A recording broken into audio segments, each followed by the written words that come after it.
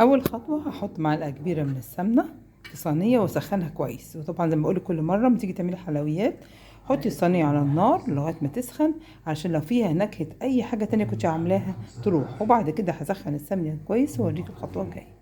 بعد ما حطيت الصينيه على النار زي ما اتفقنا وحطيت فيها السمنه وساحت وسخنت كويس، تشوفي بقى نوع المكسرات اللي عندك، ممكن سوداني ممكن فستق. احنا هناخد حاجه الوسط، هناخد البندق. كسرت البندق كويس من غير ما احمصه لانه هيتحمص في الكنافه. بعد كده جبت الكنافه. اما يجي تشتريها الكنافه من الكنفاني تقولي له ان انا عايزاها يا اما شرايط يا اما حلواني، علشان تبقى تطلع لك شرايط زي ما انت شايفاها كده.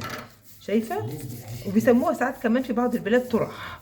احنا هناخد منها جزء، بصي كده شايفه طويل ازاي، واحط شويه من البندق. بصي هنبتدي نعمل ايه، هنعملها زي الحجبه. بصي تلفيها ازاي زي ما يكون معاكي جلاشه وبتلفيها حجاب. شايفه؟ انا عايزاها حجاب مثلث كده.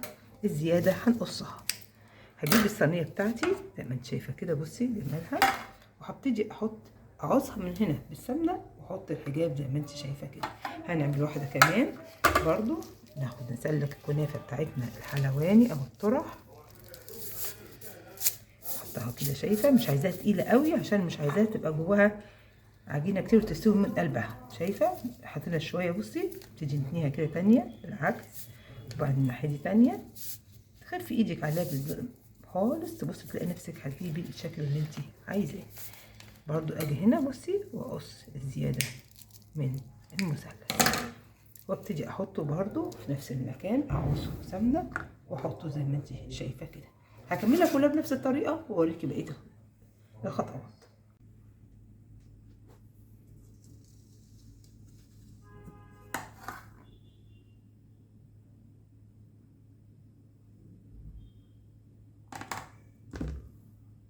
انت شايفه كده خلصتها. بصي شكل الحجيبه جميله ازاي. في النص بقى هنعمل حركه بالكب. هجيب انا فنجان كده، شايفه، واحط فيه شويه من المكسرات عشان عايزين نعمل في النص دايره شكلها لطيف تقفل على المكان ده.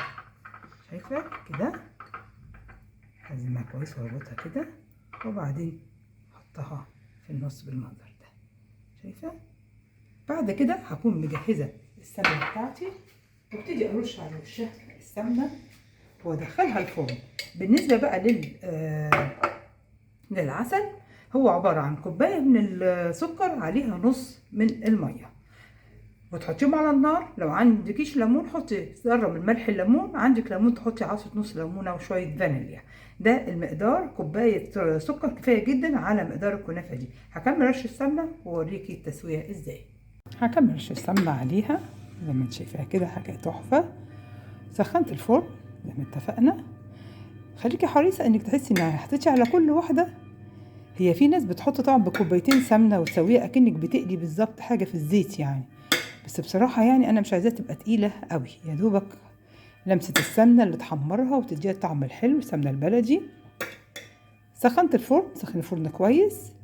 عايزه اقولك برضو ملحوظه ان ممكن قوي تعمليها قبلها بيوم وتسيبيها بره وبعدين تسويها تاني يوم. هحطها في الفرن واوريكي النتيجه. شايفه الكنافه في الفرن؟ بص شكل الحجيبه حلو ازاي.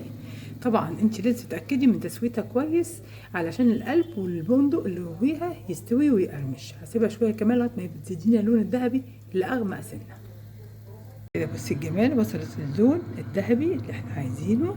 شايفه الحجيبه شكلها حلو ازاي. هطلعها من الفرن واسقيها بالعسل. طبعا العسل زي ما انا معوداكم بعمله من اول يوم رمضان، يكفيني الشهر كله. هسقيها العسل واوريكي النتيجه. خرجتها من الفرن، هبتدي انزل على واحده واحده بالعسل بتاعي.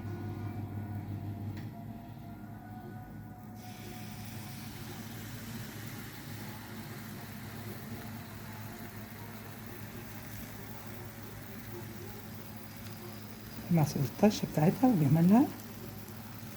اجمل كنافه. لو اول مره تشوفي قناتي بدك تدوسي على كلمه سبسكرايب المكتوب بالاحمر، كذلك الجرس تدوسي عليه يوصلك كل جديد. احلى كنافه. كل سنه وانتم طيبين.